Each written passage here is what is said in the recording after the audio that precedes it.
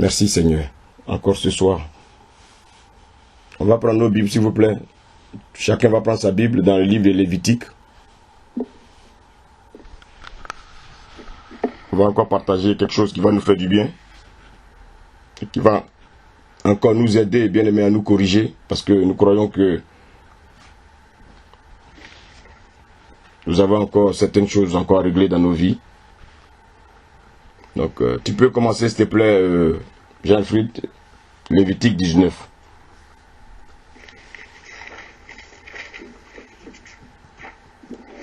Amen.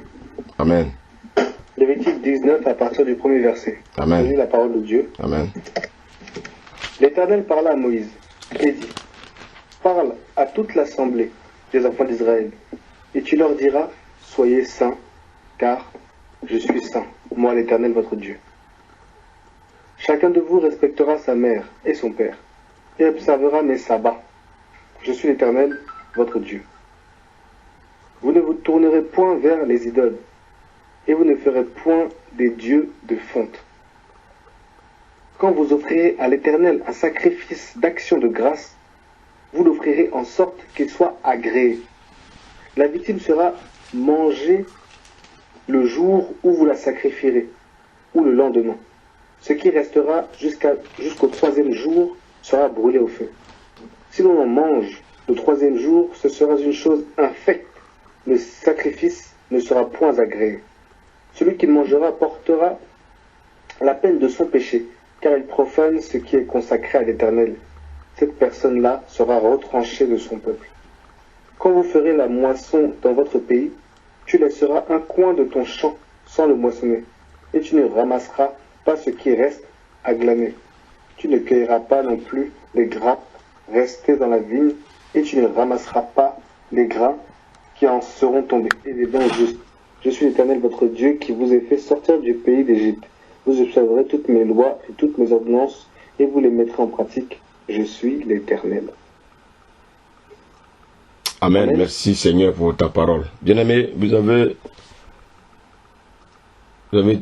entendu vraiment ce passage que vient de lire Jean-Fried. Et nous devons comprendre, bien-aimé, que dès le premier verset, le Seigneur nous rappelle sa sainteté. Il rappelle au peuple d'Israël, au travers de Moïse, sa sainteté. Bien-aimé, rappelez-vous un peu de ce qu'on a dit vendredi. Dieu ne peut communiquer qu'avec une personne, bien-aimée, qui vit dans la sanctification. Et le Seigneur nous rappelle encore, bien-aimé, pendant toute la marche d'Israël, Dieu n'a pas cessé de rappeler à Moïse et à son peuple qu'il est un Dieu saint. Un Dieu saint. Un Dieu saint. Et je vous ai dit aussi que, bien aimé, que le livre de Lévitique était un livre très très important. C'est vraiment un livre d'excellence. Parce que c'est un livre, bien aimé, qui regroupe plus de 2/3, bien aimé, de la loi de Moïse. Tout est résumé dans le livre de Lévitique. Tout est résumé dans le livre de Lévitique. Qu'est-ce que Dieu veut nous enseigner, bien-aimés? Dieu veut simplement nous enseigner qu'il associe la sainteté à son culte. Alors, si nous avons vraiment des problèmes, nous devons vraiment, bien-aimés, nous interroger nous-mêmes. Qu'est-ce qui ne va pas dans ma vie? Qu'est-ce qui ne va pas dans ma vie? Dieu m'a sauvé pour que je puisse l'adorer. Mais pourquoi je n'arrive pas à adorer Dieu comme il le faut? Parce que bien aimé, adorer Dieu, c'est une communion.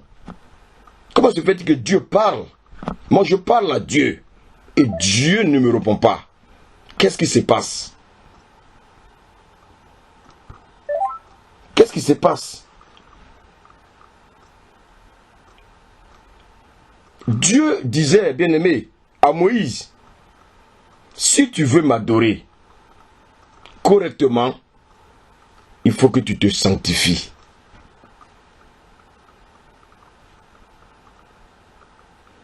Bien aimé, tout ce que nous avons lu tout à l'heure concerne les lois morales. les lois morales. Tu ne tueras pas, tu ne ferais pas ceci, tu ne.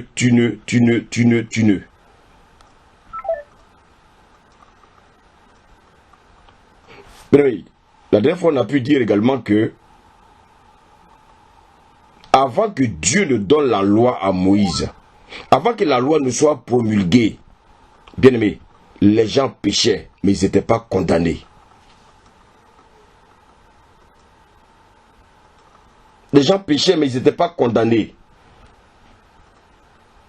Lorsque Dieu a promulgué la loi morale, l'homme était maintenant condamnable. Bien aimé, aujourd'hui, chacun de nous, s'il le veut ou non, est obligé de connaître la loi de son pays. Parce que, bien aimé, tu commets une infraction, tu ne peux pas dire que je ne savais pas, parce que il y a un jargon dans ce pays qui dit « Nul n'est censé ignorer la loi ». Donc toi, en tant que chrétien, tu dois connaître la loi de ton Dieu. Tu dois connaître la parole de Dieu. Donc, lorsque Dieu a promulgué la loi morale, bien aimé, l'homme était condamné. Et qu'est-ce que Dieu va faire? Dieu va donner une loi qu'on appelle la loi cérémonielle. Et quel était le rôle de cette loi cérémonielle, bien aimé? C'était pour couvrir l'homme de manière provisoire. Et voici pourquoi, bien aimé, pour mieux comprendre ça, on va prendre Romains 5, s'il vous plaît.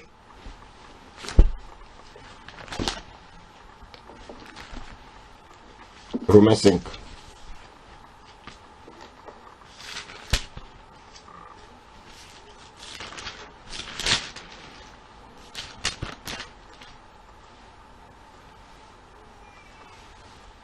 Romains 5, quelqu'un peut lire, s'il vous plaît, à partir du verset 12 au verset 13.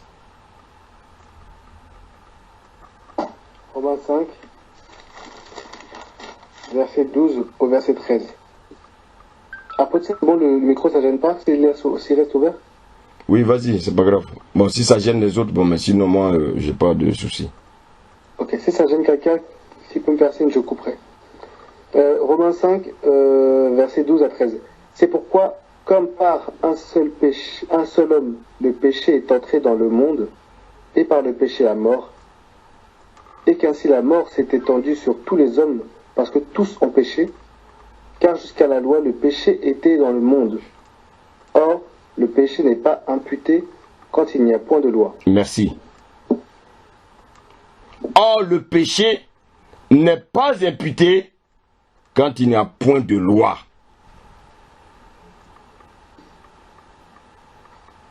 Bien aimé.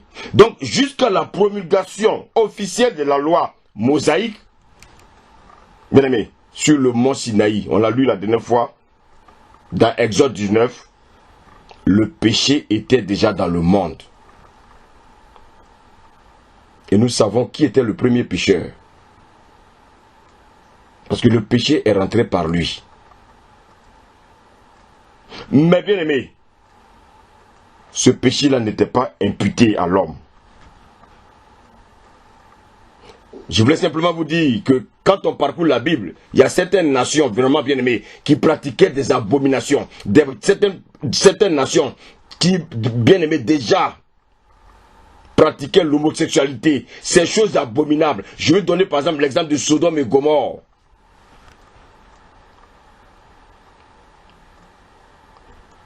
Pour ces cas-là, Dieu lui-même intervenait de manière spéciale quand le péché était à son comble. Mais sinon, à part ça, bien aimé, les gens continuaient de pécher. Donc les gens ont péché avant que la loi ne soit promulguée. Donc personne n'était condamnable. Personne. Mais bien aimé, ici, dans Romains 5, il est question de quelle loi? Il est question de la loi morale. Bien aimé, à quoi correspond la loi morale? J'ai essayé de réfléchir pour venir un peu dans le domaine dans lequel je travaillais. Pour vous faire comprendre ça, les choses de manière simple. À quoi correspond, bien aimé, la loi morale? La loi morale, bien aimé, est comme un diagnostic. C'est comme un examen que tu as passé. Et tu as obtenu un diagnostic.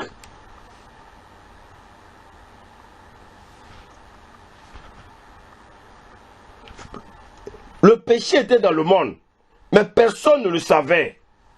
Personne. Mais lisons le verset 20. Lis le verset 20, s'il te plaît, Jean-Alfred. Amen. Verset 20. Or, la loi est intervenue pour que l'offense abondât. Mais là où est le péché a abondé, la grâce a surabondé. Merci. La loi est intervenue à quel moment? La loi est intervenue, bien aimé, pour que l'offense abonde. Donc, bien aimé, Dieu révèle la loi morale. Donc, en révélant la loi morale, le péché aussi est révélé au monde entier. Les deux vont de pair. La loi est venue nous démontrer que nous sommes des pécheurs. Je vous donne un exemple. Aujourd'hui, je suis chez moi. Si on vient me poser la question de savoir il y a combien de personnes qui habitent sur la servante Laure, je ne peux pas donner de réponse. Pourquoi? Parce que je n'habite pas chez la servante Laure.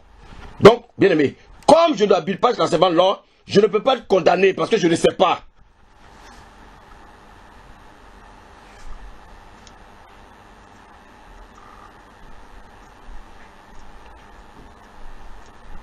Non. Non, je ne peux pas. Je ne vis pas là-bas. Maintenant, si je vis chez la servante Laure et que je refuse de donner la réponse, là je suis condamnable.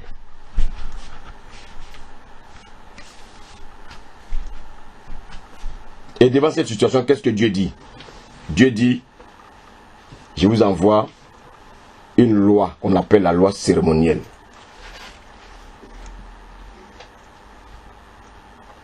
Mais bien aimé, quand on parcourt la Bible, regardez tous les sacrifices que le peuple d'Israël a fait. Chaque année, il fallait bien aimé venir faire des sacrifices. Mais le sacrificateur qui faisait les sacrifices, bien aimé, à chaque fois, qu'est-ce qu'il faisait? Non seulement il rappelait sa faute par les sacrifices, mais il rappelait également les fautes du peuple.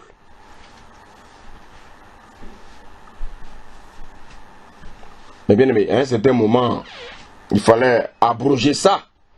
Comme quelqu'un me disait, dit, mais à cette allure-là, peut-être qu'avant que nous ne venions sur terre, il risquait de ne plus avoir d'animaux sur la terre.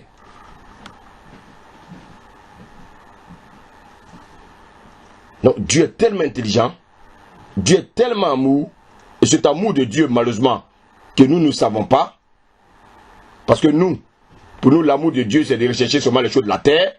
Non, bien aimé, je vais te dire ce que c'est que l'amour de Dieu. L'amour de Dieu, c'est ce que nous allons lire. Bien aimé, prends Jean 1, verset 26 à 29.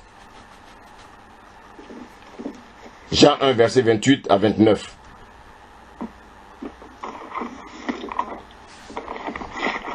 Jean 1, verset 28 à 29. J'ai lu la parole de Dieu. Amen. Jean 1, Jean chapitre 1. Oui. Ces choses se passent à Béthanie, au-delà du Jourdain, où Jean baptisait.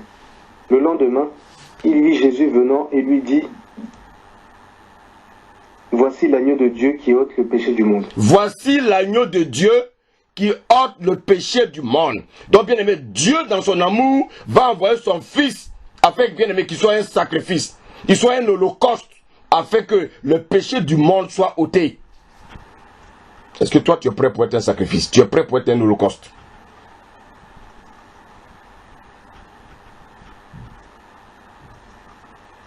Un holocauste ne critique pas. Est-ce que tu es prêt pour être un holocauste? Un holocauste ne ment pas. Si Jésus était un menteur, bien-aimé, sa mission n'allait pas réussir. Parce que, bien-aimé, le sacrifice qui devait venir racheter le monde devait être un sacrifice sans péché et saint. Est-ce que Dieu peut te faire confiance, toi? Regarde la vie que tu mènes. Toujours en train d'ouvrir la bouche pour critiquer les gens.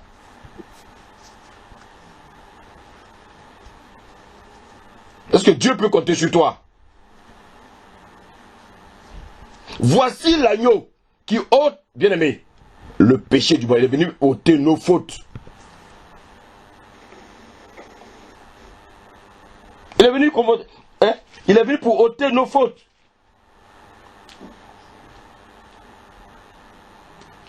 Bien-aimé, Jésus est venu, bien-aimé, pas pour chercher les choses de la terre. Jésus est venu, bien-aimé, pour ôter nos péchés, nos fautes.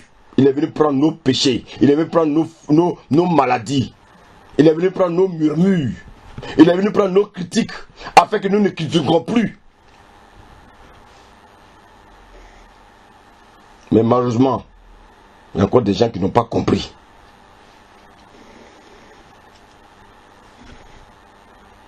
Romains 7, verset 7.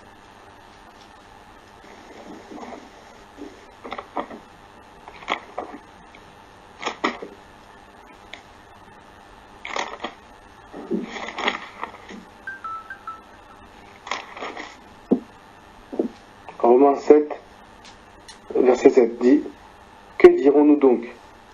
La loi est-elle péché? Loin de là. Mais je n'ai connu le péché que par la loi. Ah, je n'ai connu le péché que par la loi. Bien aimé, donc le péché la loi est venue révéler le péché. Lis la suite.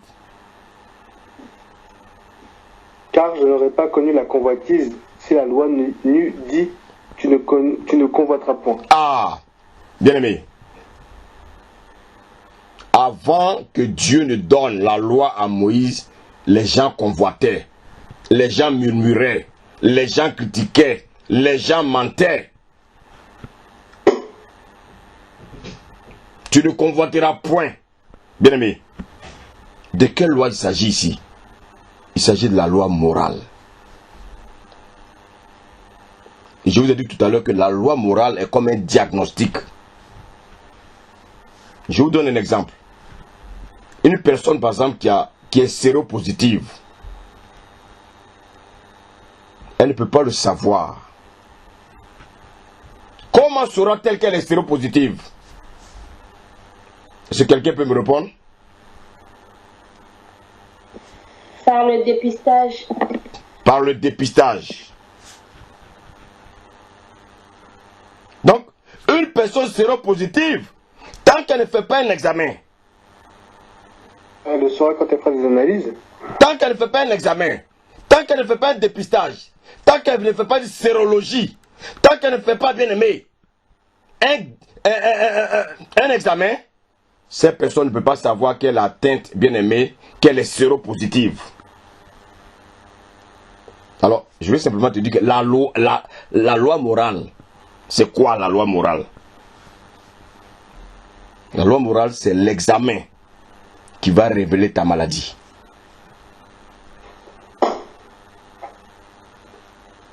Donc l'examen, le dépistage, la sérologie, bien aimé, est comme la loi morale qui va révéler la maladie que tu as. Mais bien aimé, tu ne peux pas savoir, tu as cette maladie, tu vis comme tout le monde, tu n'as pas de douleur, tu n'es pas, quand on te voit, on ne voit pas que tu es malade. Mais en toi, il y a le virus. En toi, il y a le virus. Mais tant que tu ne fais pas d'examen, on ne peut pas détecter que tu es séropositif.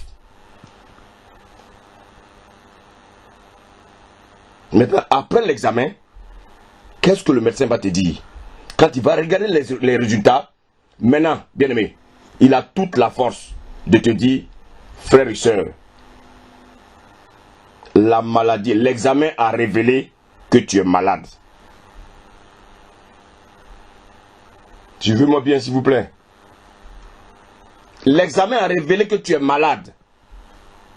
L'examen a révélé que tu es séropositif. L'examen a révélé que tu as une hépatite B. Et qu'est-ce que le médecin peut faire? Le médecin est impuissant. Pourquoi il est impuissant? Parce qu'il sait que quand on est séropositif, il n'y a pas de traitement.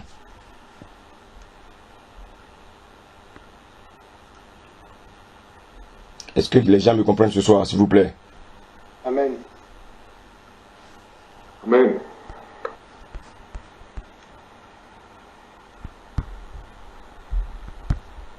Amen. Amen.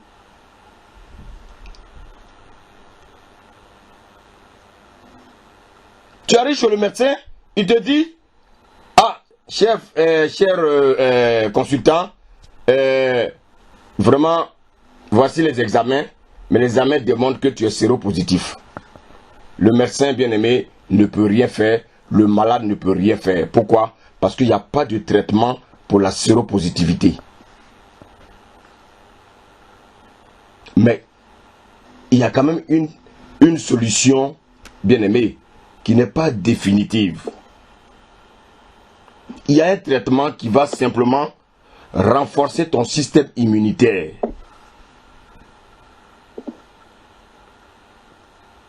Le système immunitaire, c'est un système de défense contre tout système, contre tout élément étranger qui vient nous attaquer.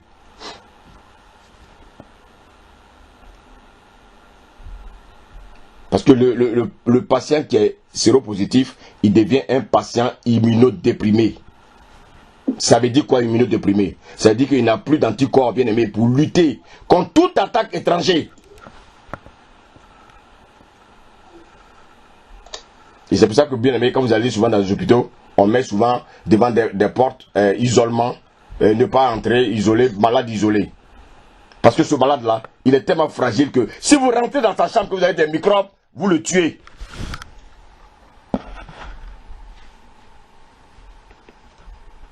Je crois que la servante Christelle comprend un peu ce que je dis parce qu'elle est passée un peu par là.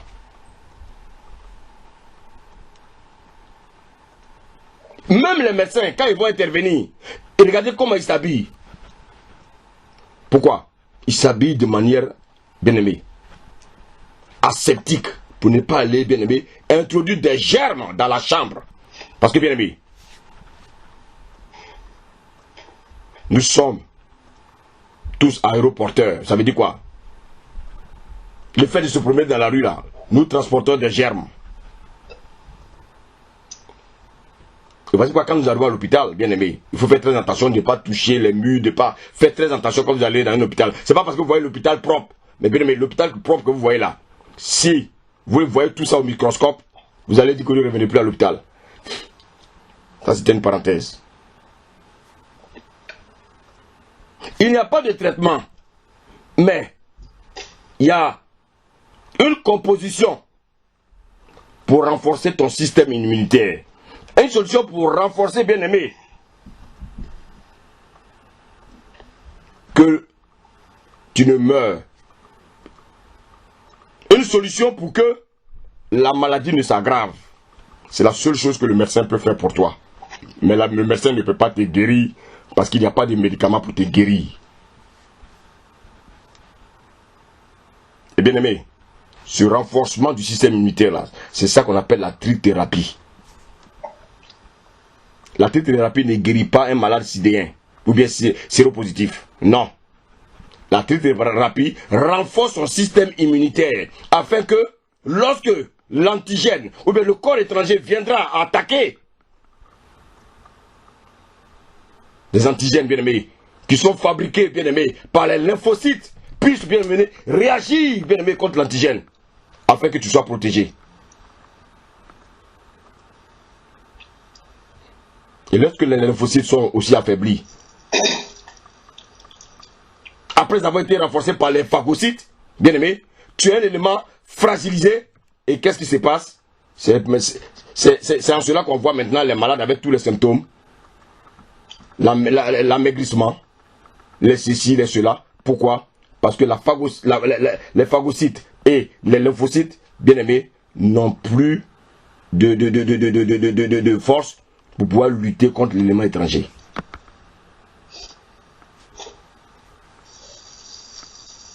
Alors, Donc, te voici condamné à prendre la trithérapie, bien-aimé. Soit tu meurs, soit un jour par la grâce de Dieu, qu'est-ce qui se passe? On trouve le médicament.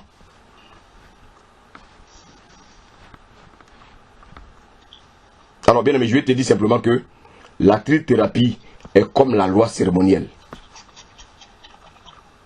La trithérapie, bien aimé, est une solution, bien aimé, pour régler une situation précise. Mais elle ne te guérit pas.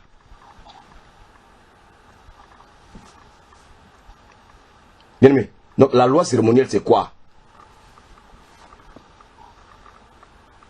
C'était l'ombre des choses à venir qui annonçait Christ.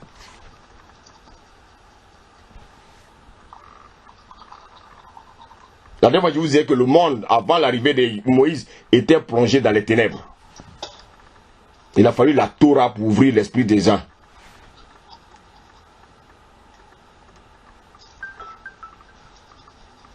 Bien aimé, c'est ça.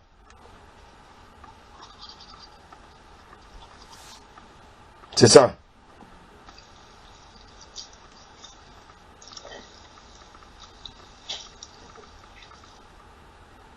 Les gens qui étaient dans la convoitise, et à force de convoiter, ils tombaient malades. Les gens n'arrivaient plus, bien aimés. Et qu'est-ce que Dieu va faire? Dieu va prévoir une solution de secours. Et cette solution de secours-là, c'est ce qu'on appelle la loi cérémonielle. Donc cette solution de secours préfigurait l'arrivée de l'agneau de Dieu. Et cet agneau de Dieu qui va nous conduire vers qui? Vers Christ.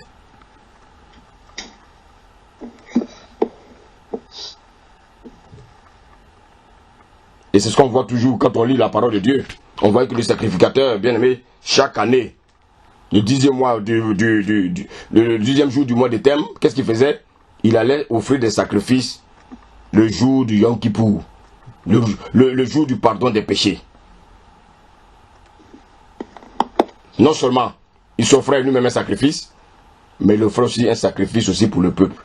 C'est comme s'il venait dire au Seigneur, Seigneur, je viens vraiment pour te rappeler mes péchés et rappeler le péché de mon peuple. Et une fois qu'il avait offert les sacrifices, à nous aller, les gens recommençaient encore leur cycle de péché. Et l'année qui suivait, on venait encore demander pardon à Dieu. Mais bien aimé, Dieu est tellement bon. Dieu est tellement merveilleux. Dieu est tellement puissant parce que Dieu savait que si le peuple restait là, on allait tous périr. Mais il envoie toujours une solution, ce Dieu-là. Il envoie toujours une solution. Et la solution, bien aimé, qui nous apporte est dans Galates 4. On va lire Galates 4.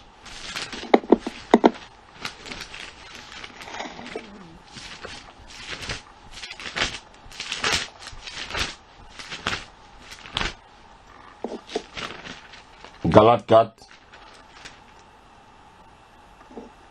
À partir du verset 3 au verset 4. Galates 4, verset 3, verset 4. Nous aussi, de la même manière, lorsque nous étions enfants, nous étions sous l'esclavage des rudiments du monde. Mais, lorsque les temps ont été accomplis, Dieu a envoyé son Fils, né d'une femme, née sous la loi, afin qu'il rachetât ce qui était sous la loi. Amen. Amen. Alléluia. Amen. Bien-aimé, la Bible nous dit que lorsque les temps ont été accomplis, Dieu a envoyé son Fils, né d'une femme, né sous la loi. Donc ça veut dire quoi? Il était aussi ouvert au péché comme toi et moi. Il était aussi, bien aimé, ouvert également à la tentation, venant de tout vent. Mais la Bible dit que Jésus fut tenté en toutes choses, mais il n'a jamais péché. Jésus n'a jamais murmuré. Jésus n'a jamais critiqué son frère. Afin qu'il rachata ceux qui étaient sous la loi, afin que nous reçussions l'adoption.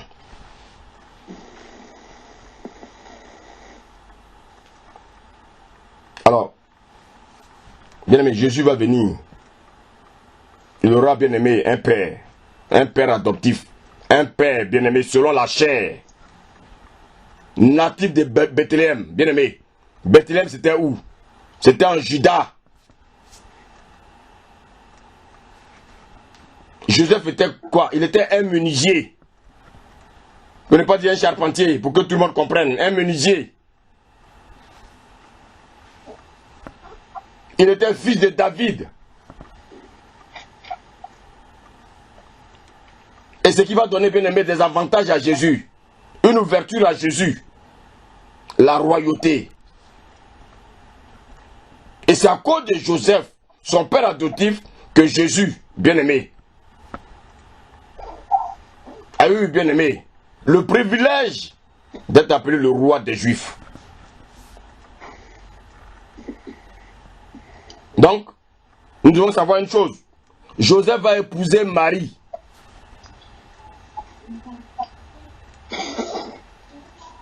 Marie va lui donner 4 garçons. Le premier s'appelait Jules. Après Jésus, il y avait Jude, il y avait José, il y avait Jacques, il y avait Simon.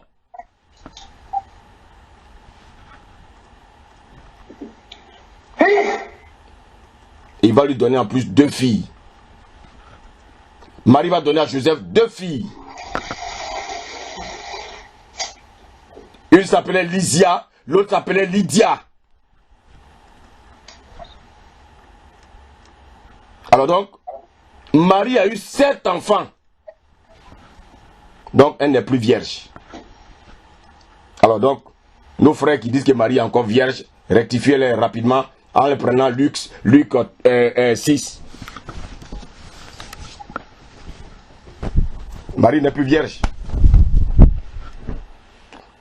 Je peux même dire que vous qui avez 2 enfants, 3 enfants, vous êtes moins vierge même qu'elle.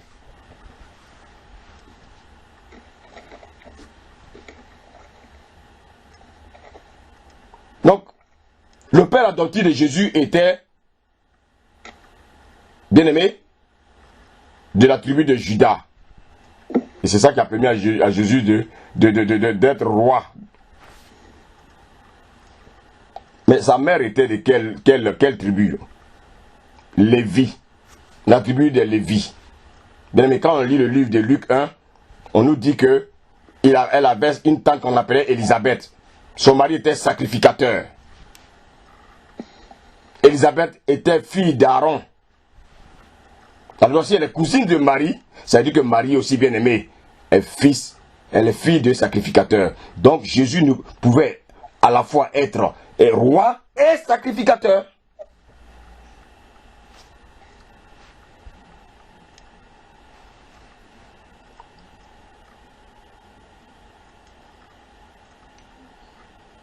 Il a été le meilleur sacrificateur, le souverain sacrificateur.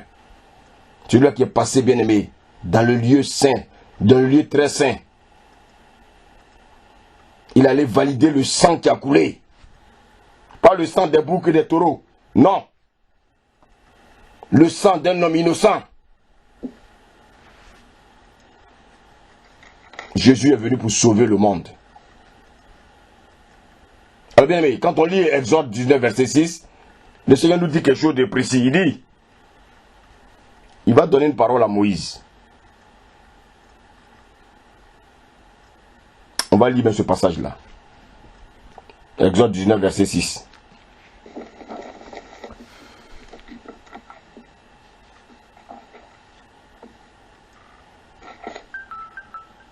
Exode 19, verset 6. Je lis la parole de Dieu, Exode 19, verset 6. Amen.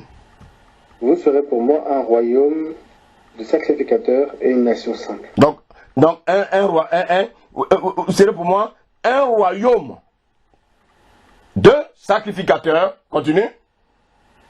Et une nation sainte. Une nation sainte. une nation sainte. Dieu ne joue pas à la sainteté. Continue, s'il te plaît. Voilà les paroles que tu diras aux enfants d'Israël. Moïse vient appeler les anciens du peuple et il les mit devant toutes ces paroles comme l'Éternel le lui avait ordonné. Le peuple tout entier répondit, nous ferons tout ce que l'Éternel a dit. Nous ferons. De la même manière, le peuple a dit, nous ferons. Bien, mais si tu es venu à Christ, c'est parce que tu as dit, Seigneur, je ferai tout ce que tu me demandes. Mais tu viens dans le Seigneur, tu as encore des abominations. Tu viens dans le Seigneur, tu es encore dans les critiques. Tu viens dans le Seigneur, tu es encore dans le mensonge. Tu viens dans le Seigneur, tu es encore dans la fornication. Tu as un problème. C'est la même chose que nous avons dit à Jésus.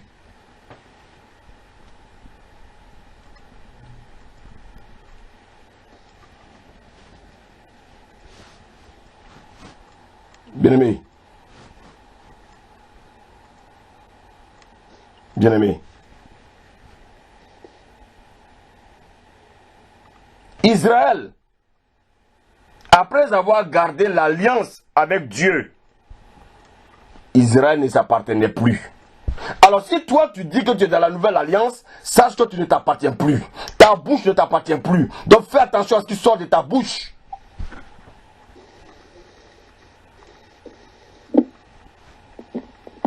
Il a dit, vous serez un royaume de sacrificateurs. Donc bien aimé, c'est dans le futur. Ils seront rachetés par quoi? Ils seront rachetés par le sang de Jésus. C'est pour ça qu'il a dit, vous serez.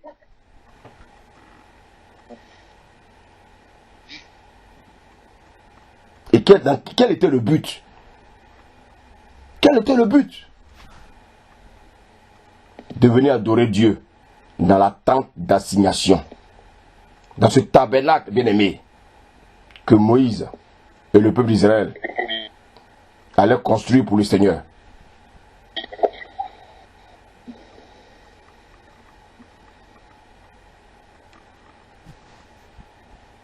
Et bien aimé, aujourd'hui Jésus va réitérer la même chose. 1 Pierre 2, verset 9. Vas-y, s'il te plaît.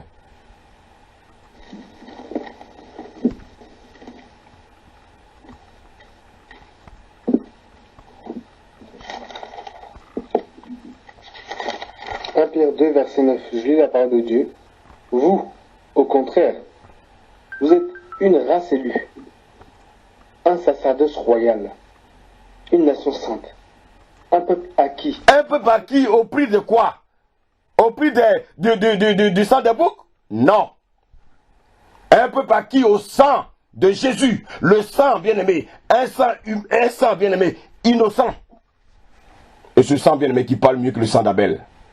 Ce sang, la bien-aimée, est plus précieux que de l'or et de l'argent. Et quel était le but? Dieu t'a racheté pour quel but? Pour que toi, si tu viennes l'adorer dans la tente d'assignation. Mais bien-aimé, où se trouve cette tente d'assignation aujourd'hui? On va lire Éphésiens 3.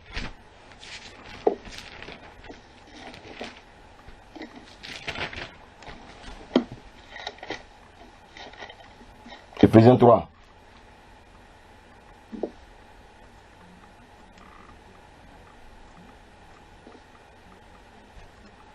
Lis à partir du verset 14, s'il te plaît. Je lis la parole de Dieu. À cause de cela, j'ai fléchi les genoux devant le Père, duquel tire son nom toute famille dans les cieux et sur la terre, afin qu'il vous donne, selon la richesse et sa gloire, d'être puissamment fortifié par son esprit dans l'homme intérieur. Donc, ouais, non. Écoutez-moi bien. Que vous soyez puissamment fortifiés par son esprit dans l'homme intérieur. Maintenant, lis le verset 17. En sorte que Christ habite dans vos cœurs, par la foi. Ah.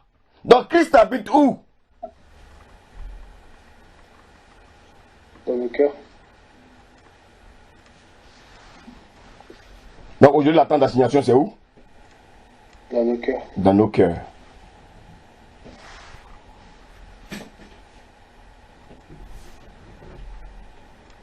La tente d'assignation, je dis frère, c'est ton cœur.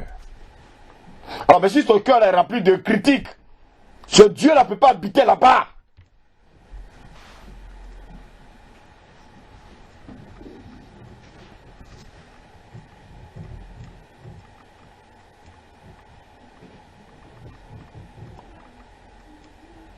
Ce n'est pas dans une maison faite des mains d'hommes, bien-aimé, que tu dois savoir. Mais c'est dans ton cœur.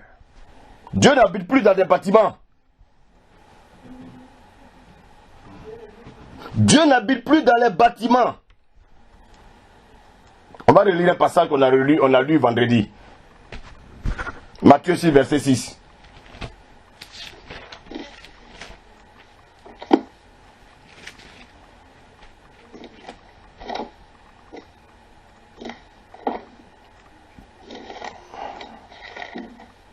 Matthieu 6.6. J'ai eu la parole de Dieu. Mais quand tu pries, entre dans ta chambre. Entre dans ta chambre. Ferme ta porte. Ah, si la porte n'est pas fermée, qui rentre?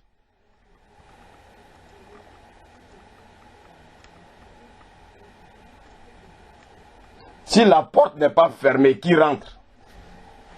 Le voleur. Maintenant, pourquoi le Seigneur a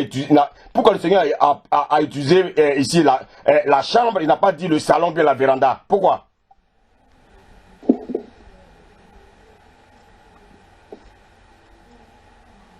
Je crois que la nature nous enseigne des choses. Pourquoi, quand un homme a un mari, a sa femme, a des enfants, pourquoi il ne donne pas au salon quand ils ont des chambres? Parce que la chambre, bien aimé, c'est le lieu d'intimité. Donc ton cœur est aussi le lieu d'intimité avec Dieu. Ensuite, ton cœur est rempli, bien aimé, de mauvaises pensées. Tu ne peux pas entendre la voix de Dieu.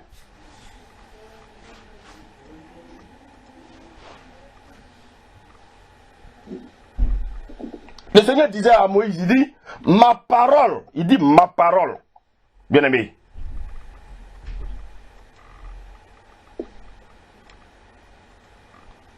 Dieu parlait à Moïse, bouche à bouche. Ça veut dire quoi, bouche à bouche? De quelle bouche Dieu parle? Dieu parlait de la bouche du cœur de Moïse. Est-ce que ton cœur a une bouche?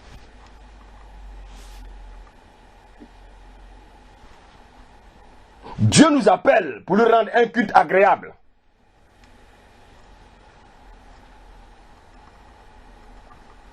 Bien-aimé,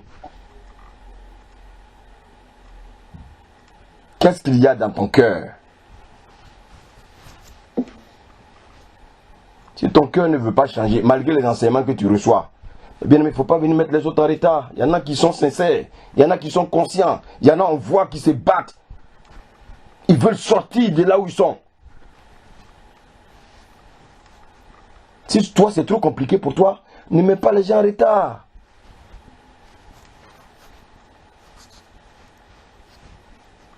Je vous l'ai toujours dit, j'ai dit, les messages là, si ça n'arrange pas certains, ce n'est pas obligatoire.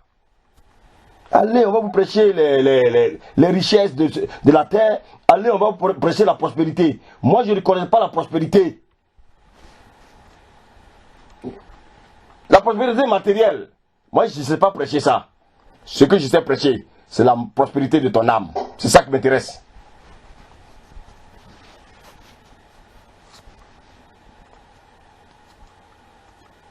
Nous devons rendre un culte agréable à Dieu.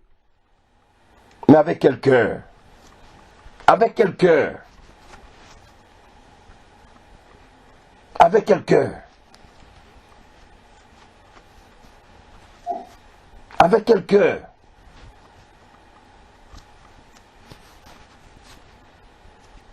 Avec quel cœur?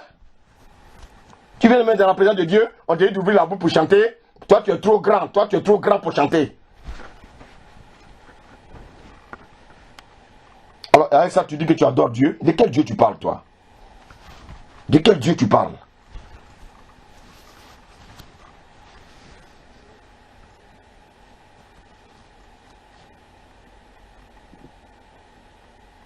Dieu nous appelle pour rendre un culte agréable. Mais bien aimé, Si tu as des mauvaises pensées, ça va être difficile.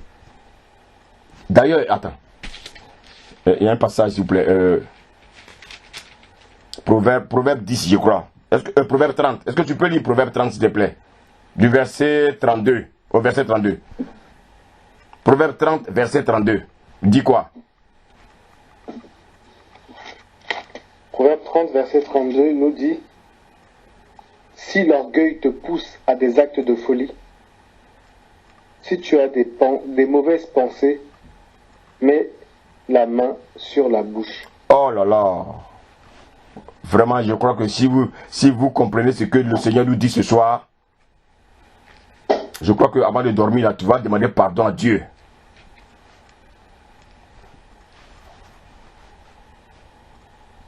On ne peut pas rendre un culte à Dieu avec des mauvaises pensées. Ce n'est pas possible, frère. Sœur, écoute-moi ce soir. Dieu connaissait le cœur du peuple. Quand ils sont sortis d'Israël, Dieu voulait les dépouiller de tout ça. Alors si toi tu n'es pas dépouillé ces choses-là, malgré tout ce que tu peux dire de Dieu, malgré tout ce que tu peux dire savoir de Dieu, mais je vais te dire, tu vas rester sur la terre.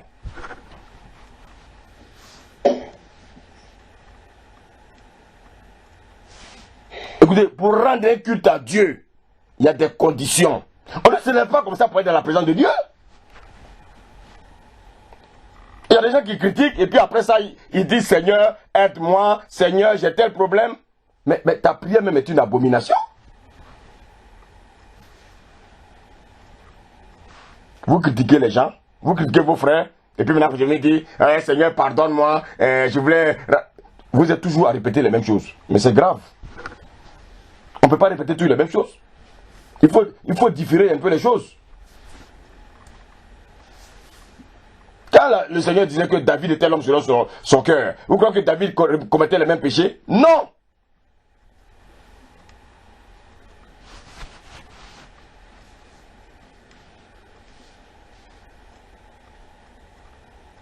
Non!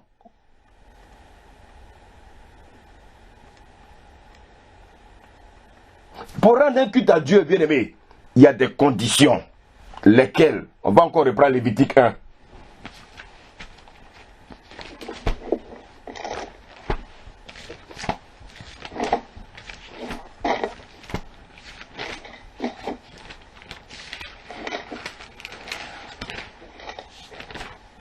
Lévitique 1.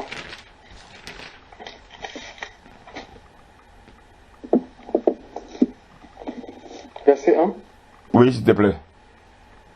L'Éternel appela Moïse de la tente d'assignation et il lui parla et dit: parle aux enfants d'Israël et dis-leur: lorsque quelqu'un d'entre vous fera une offrande à l'Éternel, il offrira du bétail, du gros et du menu bétail. Si son offrande est un holocauste de gros bétail, il offrira un mâle sans défaut. Amen. Il offrira... Amen. Alléluia. Amen. Bien, mais Dieu savait que la loi morale condamnait les gens. Et qu'est-ce que Dieu va faire dans son amour? Il va proposer la loi cérémonielle. Donc quand on dit, on a offert un sacrifice, oui, il faut prendre un grain de farine, c'est cela là. Tout ça, ça fait partie de la loi cérémonielle, frère. Tout ça à cause du péché du peuple. Simplement tout ça parce que Dieu voulait communier avec son peuple. Dieu, bien aimé, savait que s'il voulait s'arrêter sur la loi morale, personne n'allait être sauvé.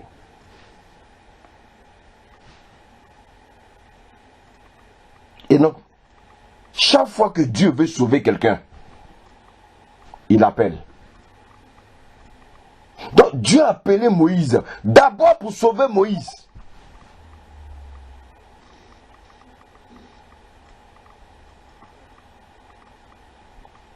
Et le verset,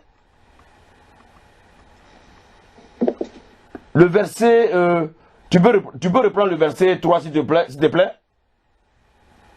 Si son offrande est un holocauste de gros bétail, il offrira un mâle sans défaut. Ah, écoutez bien. Dieu nous appelle pour que nous nous offrons comme un holocauste.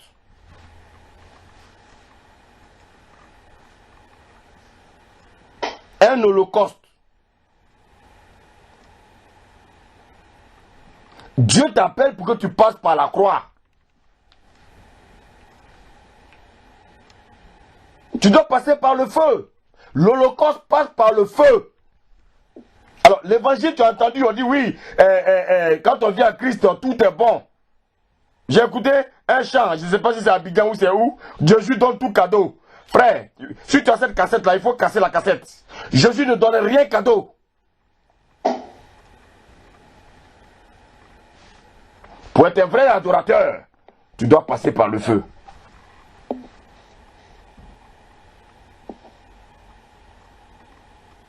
Tu dois t'offrir en holocauste. Dieu est en train de dire à Moïse, offre-toi en holocauste.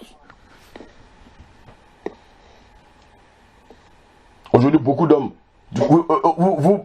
quand vous parcourez le pays là, il y a beaucoup qui servent Dieu. Ils ne sont pas passés, ils ne se sont pas donnés en holocauste. Parce que quand on se donne en holocauste là, bien aimé, on est humble.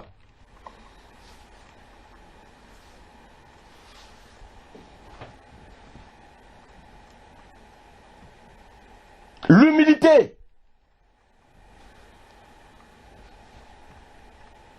Un vrai adorateur, il doit passer par le feu. Verset 4. Verset 4.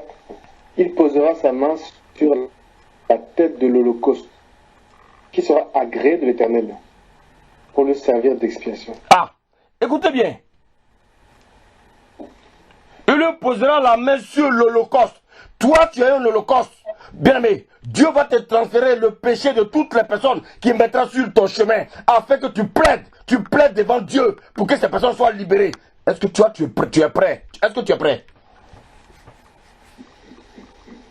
Si je suis là, c'est parce que j'ai accepté. Ce n'est pas facile, mais j'ai accepté.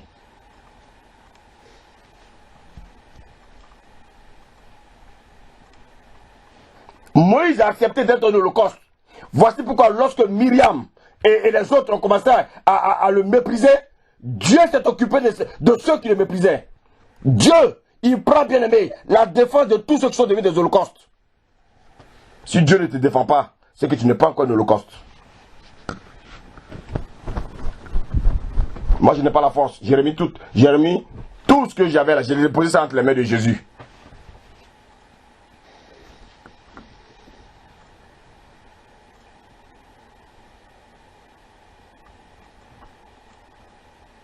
Bien-aimé, le Seigneur va te transformer le fardeau des gens. Les gens viennent, ils n'ont pas à manger. Il faut que tu trouves une solution pour leur donner à manger. Ce n'est pas la prière seulement, frère. Dieu vient, les gens viennent avec les démons. Dieu te dit de prier pour eux, afin que les démons partent. Mais bien, mais quand tu finis de prier, tu as des représailles. Vous n'avez pas encore prié pour les gens, c'est pour ça. Mais pourquoi? Parce que j'ai accepté d'être un holocauste. Les gens viennent avec des maladies. Ils vont à l'hôpital, ils ne guérissent pas. Ils viennent à l'hôpital, ils ne guérissent pas. Dieu t'envoie ces personnes sur ton chemin. Ça veut dire quoi? Viens plaider pour lui pour que je le guérisse. Maintenant, si tu refuses de plaider, la personne ne va pas guérir.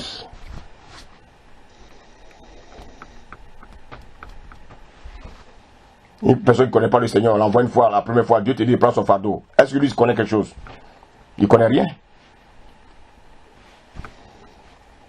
Tu vas prier pour cette personne-là, elle va guérir. Maintenant, il faut la nourrir maintenant, par la parole, pour qu'elle grandisse. Il y en a qui sont dans l'assemblée, je ne sais pas depuis combien d'années, mais ils ne grandissent pas. Les nouveaux viennent, ils ont les bénédictions, ils sont encore là. Pourquoi? Pourquoi?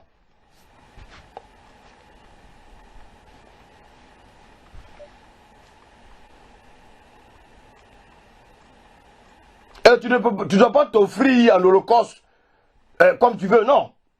Le verset 3 nous dit, il offrira un mal sans défaut. Dieu aime les bonnes choses. Dieu n'aime pas les choses qui sont atrophiées ou bien qui sont malades. Non. Dieu te veut en bonne santé avant que tu ne le reçoives. Donc si tu es un serviteur de Dieu, tu viens de la présence de Dieu que tu es malade, Dieu va permettre que tu guérisses d'abord avant de devenir un holocauste. Dieu ne prend pas les malades pour les transformer en holocauste. Non. Tu as tous tes sens. Et puis il te dit maintenant passe par le feu. Il y a, parmi nous là, il y a combien qui sont passés par le feu? Combien ont connu la souffrance? Combien? Combien ont connu la souffrance? Combien ont connu la disette? Combien ont connu la pauvreté? Combien? Vous êtes en France, vous avez des beaux salons, des maisons de combien de chambres, de tout ça, vous avez tout ce que vous voulez, vous avez la télévision, vous avez des smartphones, vous avez des téléphones, vous avez il y en a qui ont même 3 portables, il y en a une télévision dans chaque chambre pour les enfants. Alors, une personne comme ça peut être un holocauste?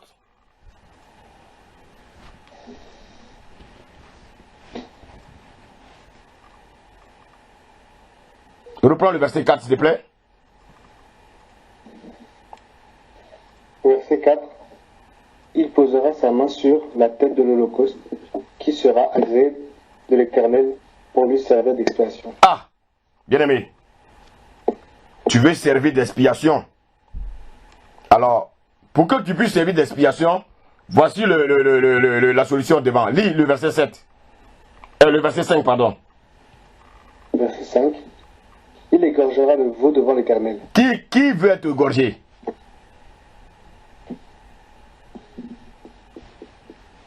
Dieu doit te dépouiller. C'est-à-dire, il doit t'égorger. S'il y a encore en toi, oui, les choses du monde, il va t'égorger.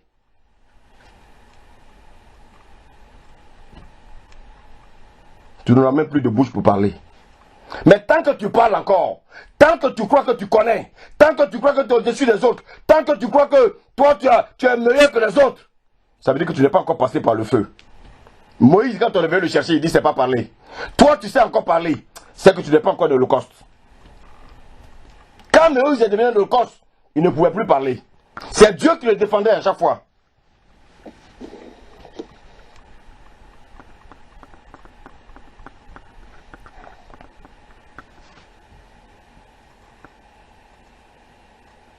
Aujourd'hui, allez dire dans les assemblées, les bâtiments de Paris là, que Dieu veut que nous... Jésus est venu pour nous égorger. Les gens vont te dire, mais lui là, quel est l'évangile qu'il prêche? C'est biblique. Il égorgera le veau devant l'Éternel. Ça, c'est devant la tente d'assignation, frère. Avant de rentrer dans la tente, dans le lieu saint, tu dois t'égorger.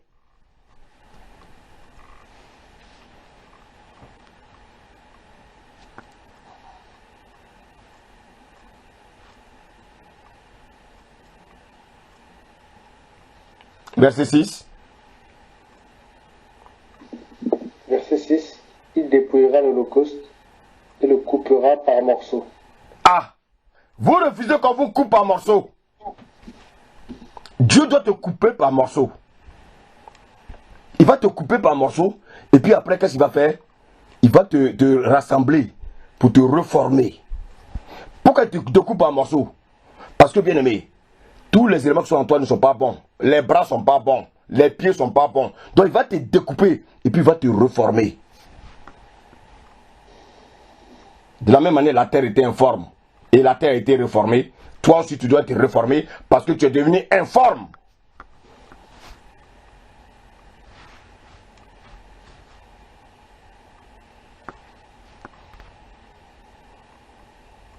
Dieu doit te dépouiller. Le moi j'ai ceci, moi je. Toi tu ne sais que conjuguer à la première personne du singulier. Dieu va enlever ça de ta bouche.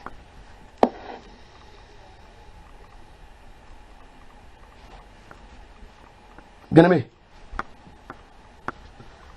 Dieu veut des holocaustes. Non, si tu n'es pas un holocauste, ne t'aventure pas dans l'œuvre de Dieu. Parce que, bien aimé, tu vas laisser ta peau.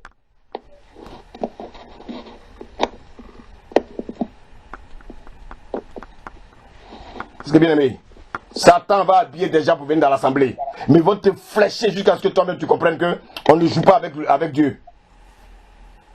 Alors si tu n'es pas encore un holocauste, dis à Dieu, Seigneur, je vais être un holocauste. Il sait comment il va te transformer. Il sait.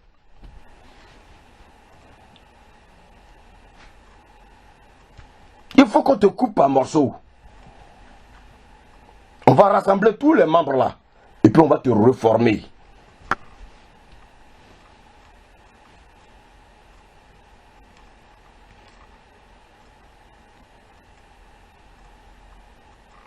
Bien aimé, il ne faut pas jouer avec l'œuvre de Dieu. Il ne faut pas jouer avec Dieu. Beaucoup pensent que Dieu est leur camarade. Non. Verset 7. Verset 7. Les fils du sacrificateur Aaron mettront du feu sur l'autel et enrageront du bois sur le feu. Ah, continue. Les sacrificateurs, fils d'Aaron, poseront les morceaux, la tête et la graisse sur le bois mis au feu sur l'autel. Dali, écoutez-moi bien. Tous les compartiments de ton corps, tout ton corps doit passer par le feu. Ce ne sont pas tes pieds seulement. Tes pensées mondaines là, les pensées mondaines là, la tête là où tu as ta pensée là, où tu dis que tu es intelligent là, Dieu va arracher ton intelligence qui te fait croire que tu es au-dessus des autres. Dieu va enlever ça. Et puis lui, il va te donner maintenant son intelligence à lui. Tout doit passer par le feu.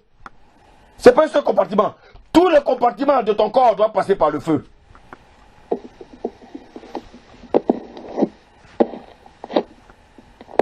Verset 9, pardon. Verset 9. Il lavera avec de l'eau les entrailles et les jambes, et le sacrificateur brûlera le tout sur l'autel. C'est un holocauste, un sacrifice consumé par le feu, d'une agréable odeur à l'Éternel. Waouh, bien aimé.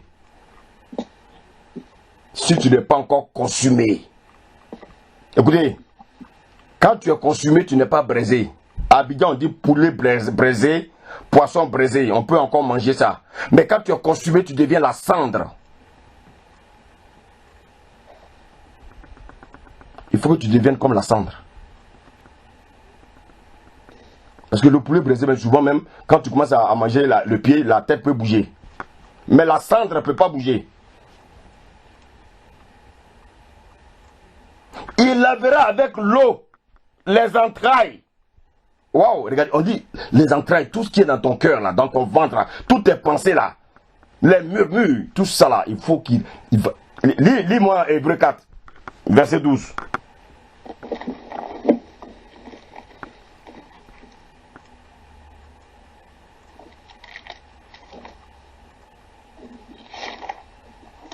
Hébreux 4, verset 12.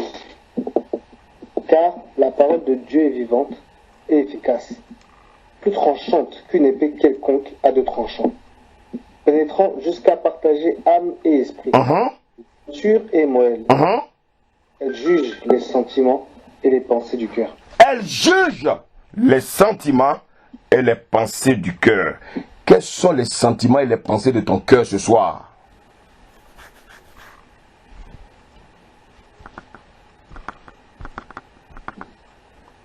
Alors je te rappelle que Jésus doit te brûler ce soir. Il doit te consumer ce soir. Si tu n'es pas consumé, tu ne peux pas être agréable à Dieu. Parce que ce qui est consumé, bien aimé, il n'a ni tête, ni queue. Tu n'es plus rien du tout. Lorsque tu vas reconnaître que tu n'es rien du tout, c'est là que Dieu va t'utiliser.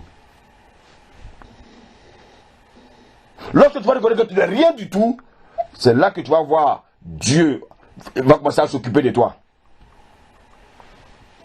Mais tant que tu as encore quelque chose, frère, tu n'as pas encore compris.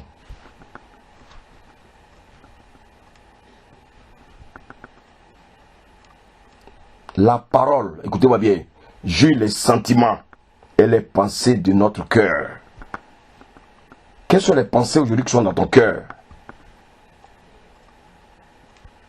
Jésus doit te brûler.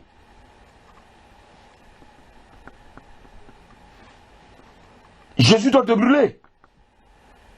Il veut que tu sois un holocauste, un sacrifice consumé par le feu. Pas braisé, consumé. Si vous comprenez bien le français, je crois qu'il ne faut pas jouer sur le mot. J'ai dit consumé. Donc si tu as encore la bouille pour critiquer, c'est que tu ne m'as pas encore braisé.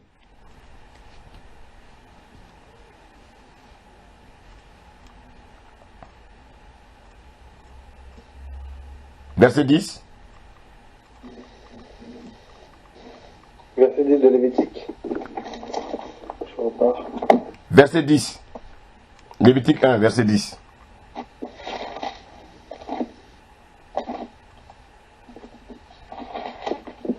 Le verset 10 nous dit, si son offrande est un holocauste de menu bétail, d'agneau ou de chèvre, il offrira un mâle sans défaut. Donc oui, Dieu n'aime pas les choses avec défaut. Non. Non. Non. Non. Non. Dieu n'aime pas les choses avec un défaut. Dieu va, d'abord, il va t'égorger, le sang va couler. Le sang, c'est la vie. Il faut que tu meurs. Tout ce que tu aimes là doit mourir. Le football là, qui te tient là, ça doit mourir. Ton travail, ça doit mourir. Ton moi doit mourir. Dieu doit tout arracher. Il va tout arracher. Maintenant, lui, il va te dire, voici ce que je veux que tu fasses. Comme tu n'écoutes pas ce que je te dis.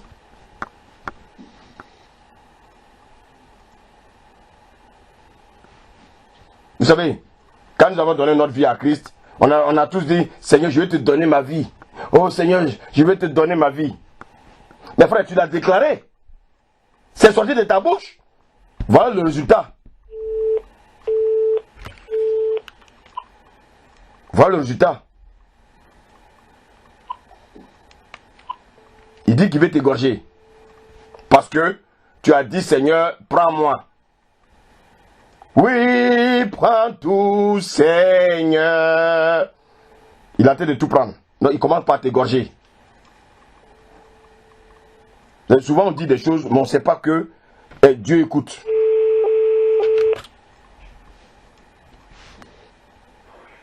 Oui, prends tout, Seigneur. Mais ne touche pas à ma poche.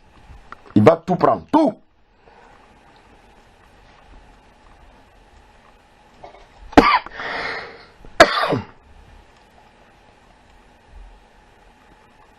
Bien-aimé, il va te dépouiller. Est-ce que tu peux lire 1 Corinthiens 3, verset 13?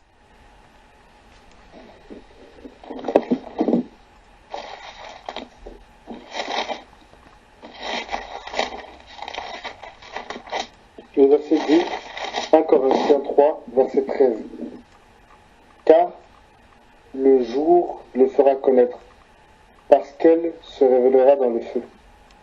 Et le feu éprouvera ce qu'est l'œuvre de chacun. Ah! Le feu éprouvera, bien-aimé, ce qu'est l'œuvre de chacun. 2 Timothée 2, verset 15. 2 Timothée 2, verset 15.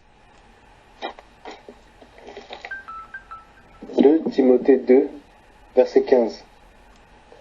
Efforce-toi de te présenter devant Dieu comme un homme éprouvé. Ah! Oui, continue. Un ouvrier qui n'a point à rougir, qui dispense droitement la parole de la vérité. Merci Seigneur. On va encore lire, on va lire un peu. Jacques 1, verset 3.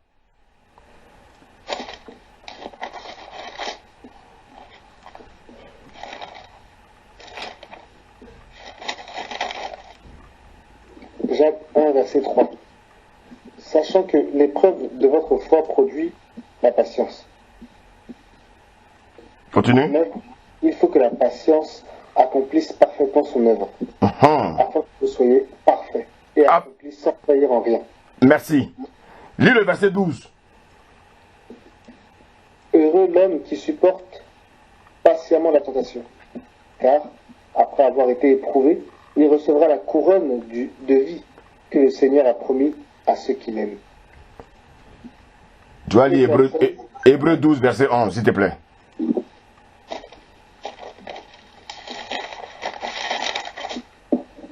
Hébreux 12, verset 11 nous dit « Il est vrai que tout châtiment semble d'abord un sujet de tristesse, et non de joie.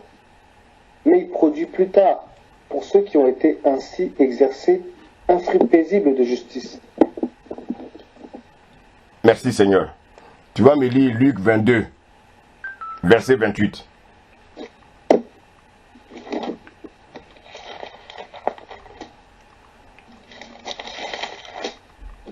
Luc 22, verset 28. Vous êtes ceux qui avez persévéré avec moi dans mes épreuves. C'est pourquoi je dispose du royaume en votre faveur. Mais pourquoi que le royaume rentre là-bas comme ça? On doit passer par les épreuves, frère. Acte 20, verset 28. Ah, c'est le grand Paul maintenant qui parle.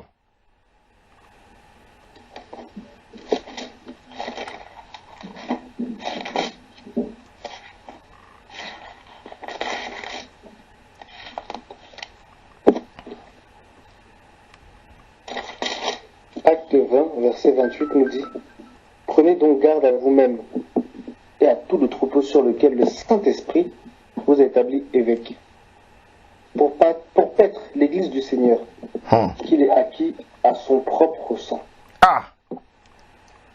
Frère, le Seigneur a acquis son Église par son propre sang. Donc lui-même, il est passé par là. Il est passé par là pour nous montrer l'exemple. Les Moïse sont passés par là. Les Paul sont passés par là. Donc chacun de nous doit passer. Chacun de nous doit passer.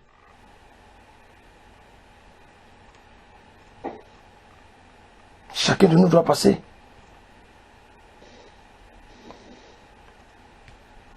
Je reviens dans Lévitique 1, verset 9.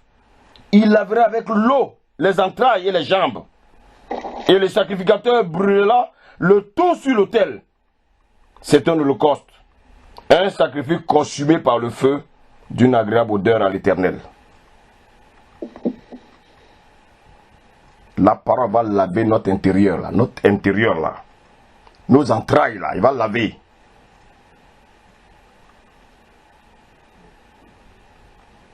Maintenant, une fois lavé, bien aimé, l'ange maintenant va présenter nos prières au Seigneur. Ça, on ne va pas le lire. Apocalypse 8 nous montre comment l'ange présente nos prières au Seigneur. Mais d'abord, il faut que nos cœurs soient lavés. Notre intérieur là soit lavé.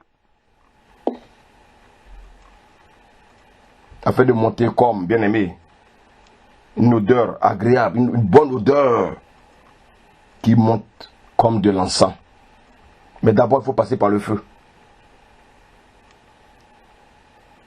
Bien aimé, on ne peut pas adorer Dieu sans passer par le feu. Il faut que le feu te consume pour que l'odeur monte vers le Seigneur. Rappelez-vous de Noé. Voici des gens, bien aimés, qui n'étaient pas nés de nouveau, mais bien aimés, ils avaient l'intelligence renouvelée. Il a offert un holocauste au Seigneur. Et quand Dieu a senti cette bonne odeur, il a décidé de ne plus détruire, bien aimé, l'homme par le déluge.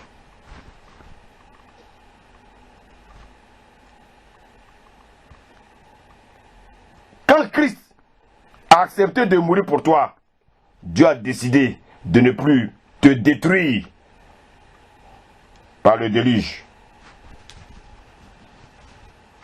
mais par le feu. Le feu, c'est la croix. C'est pourquoi il dit, si quelqu'un veut me suivre, qu'il renonce à lui-même.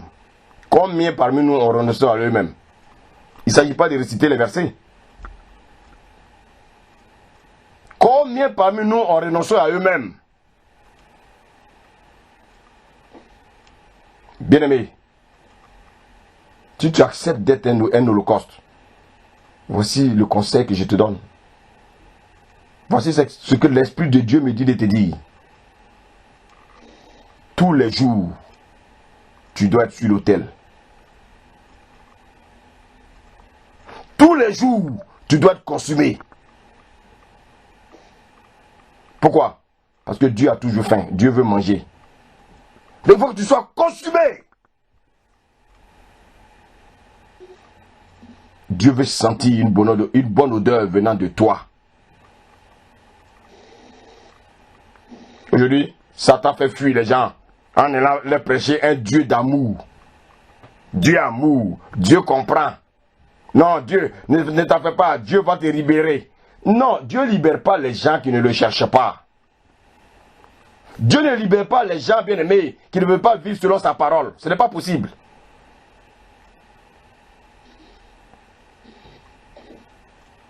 Ce n'est pas possible. Paul est passé par le feu. Paul a dit quoi? Il dit, je me plais dans les outrages. Bien-aimé. Paul a dit, je me plais dans les outrages, dans les persécutions. Celui qui aime les épreuves est agréable à Dieu. Est-ce que tu aimes les épreuves?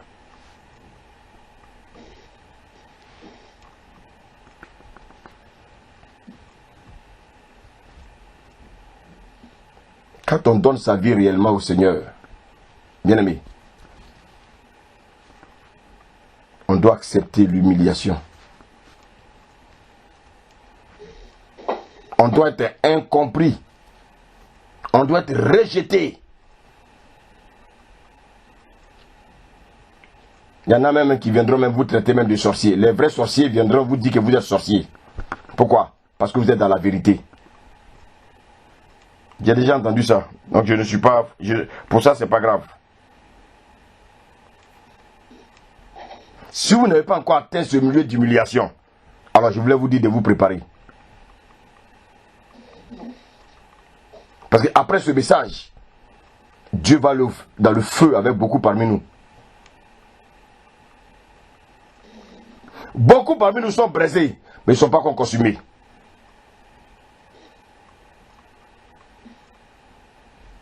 Quand on est consumé, bien aimé, on a un seul langage, comme Paul le disait. S'il te plaît, lis-moi Galates 1, verset 10.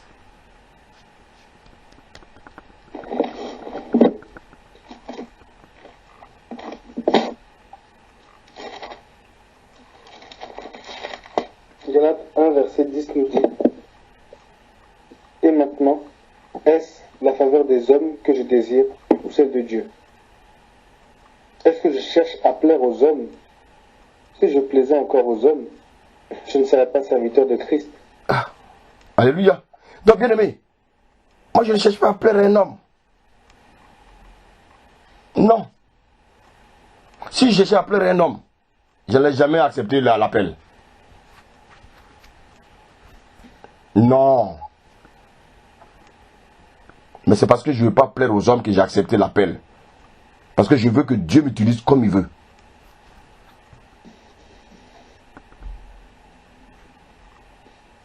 Écoutez-moi bien. Quand on est un holocauste, on ne peut plus plaire aux hommes. Si tu plais encore aux hommes, c'est que tu n'es pas encore un holocauste.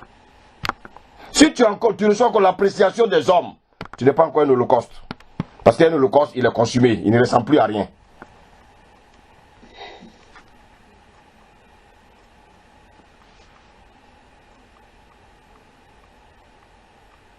N'oublions que nous avons un Dieu qui est un feu dévorant.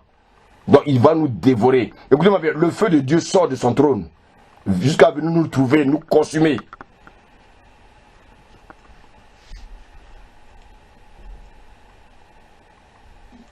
Le feu va devenir consumer nos sales caractères. Nos cœurs remplis de méchanceté. Il va venir consumer tout ça. Dieu doit nous mettre chaque jour sur l'autel. Bien aimé, l'autel, l'holocauste doit passer par là. Si tu n'es pas encore passé par l'autel, frère, si encore dans ta bouche, il y a moi, je, oui, moi, je, Tu es encore en toi, tu méprises ton frère et soeur, ta soeur. Tu n'es pas encore passé par le feu.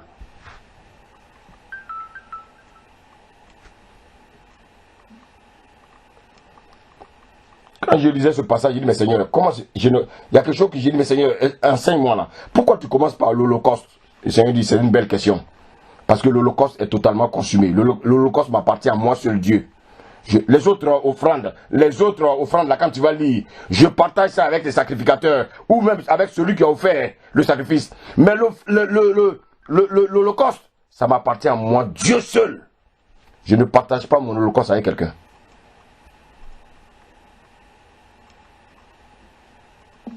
Alors, bien aimé, je voulais terminer avec un passage.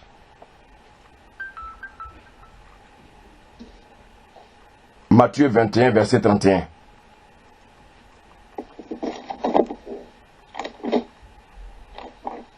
Deux derniers versets. Celui-là d'abord. Matthieu 21, verset 31.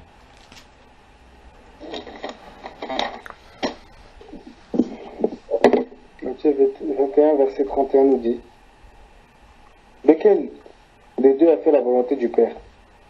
Ils répondirent: le premier. Et Jésus leur dit: je vous le dis en vérité, les publicains et les prostituées vous devanceront dans le royaume de Dieu. Vous avez beaucoup parmi nous se moquent aujourd'hui de nos parents païens qui ne sont pas encore convertis, des musulmans. Mais bien aimé, je voulais simplement vous donner une information. Dieu m'a dit à la fin, beaucoup seront convertis. Et parmi nous, beaucoup resteront. C'est quand le musulman va comprendre qu'on ne critique pas son frère. Quand il va comprendre qu'on ne murmure pas.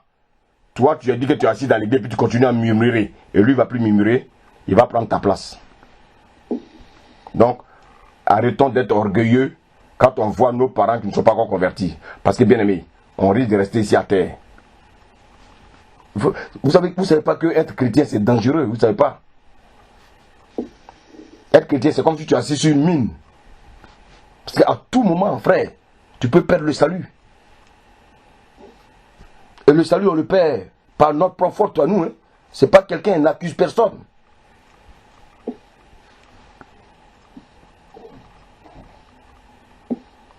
Des publicains. Des publicains. Des gens reçoivent des évangiles pourris aujourd'hui dans nos églises. Au lieu de ramener les gens à la repentance, au lieu de ramener les gens à la parole, on leur prête des fables. Bien aimé, nous avons compris ce soir et depuis vendredi que lorsque Dieu nous appelle, il y a une première chose que Dieu nous demande, c'est notre vie. C'est notre vie. Il dit quoi? Celui qui veut conserver sa vie la perdra. Donc, bien aimé, il faut livrer ta vie entre les mains du Seigneur. Si tu veux la retrouver, il faut la perdre maintenant.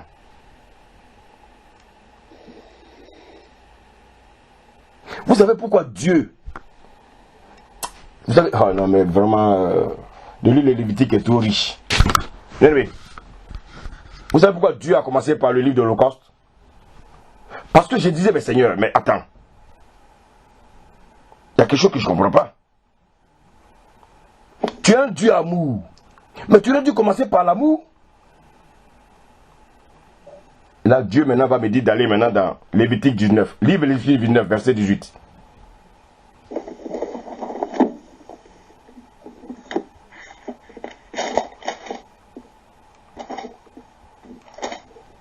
Lévitique 19, verset 18 nous dit: oui. Tu ne te vengeras point, et tu ne garderas point de rancune contre les enfants de ton peuple. Tu aimeras ton prochain comme toi-même. Je suis l'Éternel. Regardez bien. Il a fallu, bien aimé, dans le chapitre 19, pour que Dieu parle de l'amour. Lis le verset 34. Il nous dit: vous traiterez l'étranger en séjour parmi vous comme un indigent du milieu de vous. Vous l'aimerez comme vous-même, car Vous avez été étrangers dans le pays d'Égypte, je suis l'Éternel votre Dieu. Amen. Maintenant, bien aimé, regardez le dernier message, la dernière parole que je vais vous donner, c'est ceci.